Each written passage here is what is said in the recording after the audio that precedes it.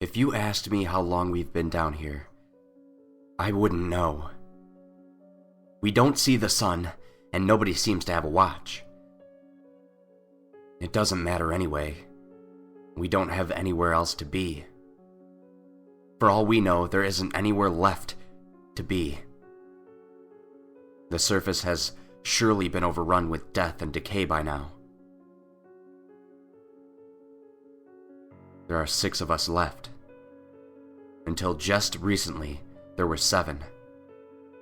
Her screaming has stopped now, and I feel relieved. It was hard to sleep with those agonizing screams and the banging on the steel door. Huddled in my blankets, I look around at the other survivors. 4 men and a woman. All of us unkempt and haggard. At one point, we all worked here. But since the accident, it's become our prison. The painfully low amount of food is in a pile in the center of the room, so we can all keep an eye on it to make sure nobody is taking more than they're allowed per day. There's enough food for 3, maybe 4 meals. None of us want to think about it. We just stare. There are no beds, just piles of blankets and paper that make crude sleeping areas. There's one bathroom at the far end of the complex, and it has running water. There are 3 other rooms we used to work in, filled with computers and lab equipment that has accumulated a fine layer of dust. We still have power somehow, so all of the security cameras and lights still work.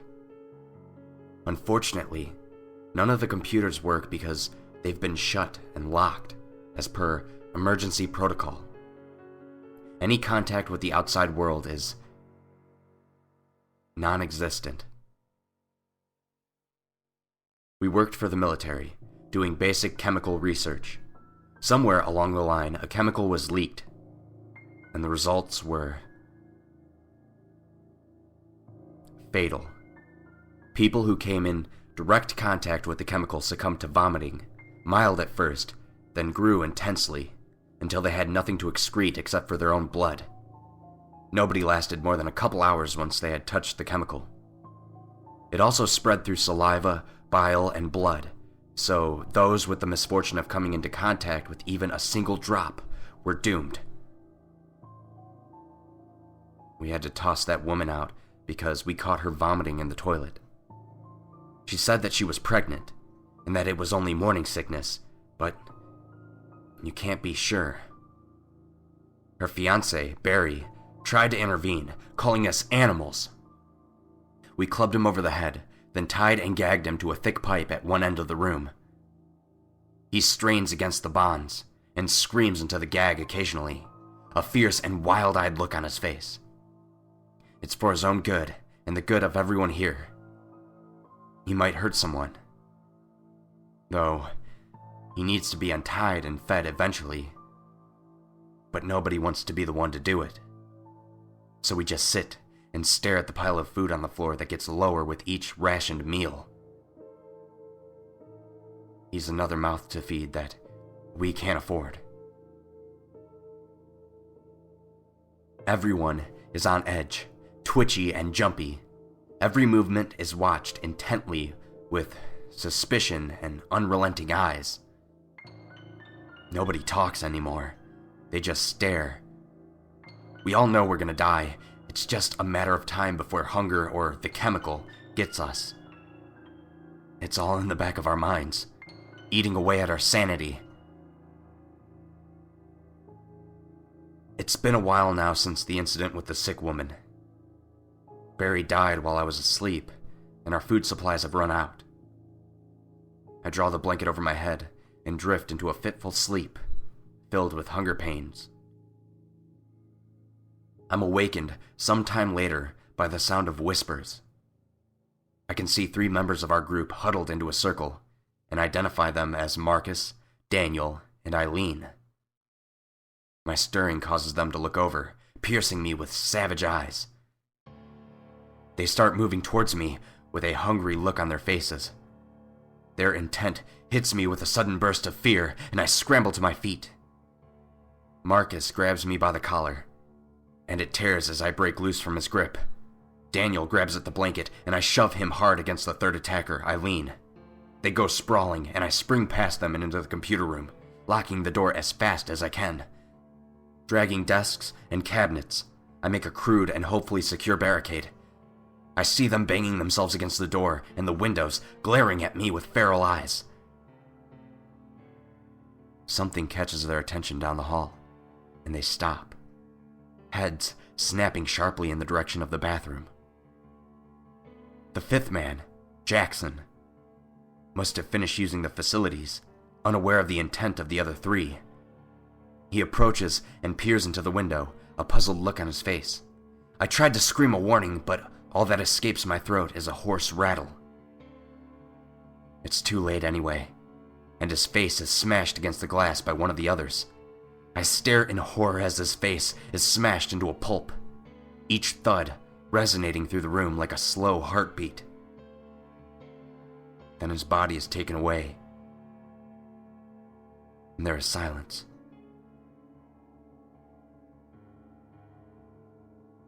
They're gone for now, but they'll be back. Hunger gnaws at my stomach, and I search frantically for any morsel of food.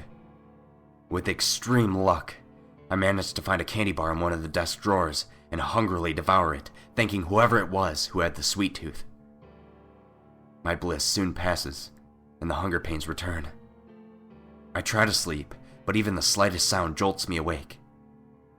I have no idea how much time has passed, but suddenly, they were bashing the blood-smeared window with a pipe.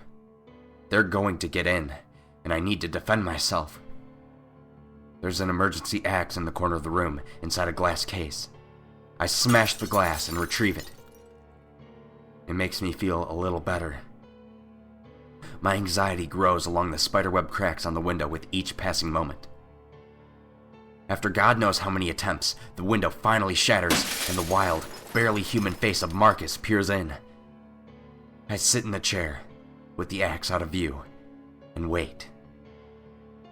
I'm going to die anyway, so I might as well go out fighting. He climbs in, followed by Eileen and Daniel. They approach slowly, in a mini skirmish line. When they get close enough, Marcus raises the pipe for a killing blow. Before he has time to bring it down, I swing the axe and slice him in the chest. The pipe clatters to the floor, and as I spring to my feet, Eileen lunges at where I was and crashes into the now empty chair. I swing the axe, catching Daniel off guard, and deliver a blow to the temple. His blood showers me and stings my eyes, blinding me. Eileen lunges for me again and tackles me around the ankles, sending me to the ground. I manage to hang onto my axe, and as her hands clasp around my neck, I slash her throat. The hands grip tighter for a moment, and then loosen, and her lifeless body crumples on top of me. Pushing her off, I stagger towards Marcus, gagging from the strangling I had just received.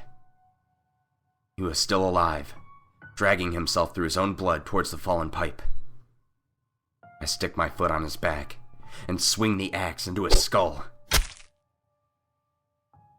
My heart racing, I stumble backwards, then something grabs me from behind.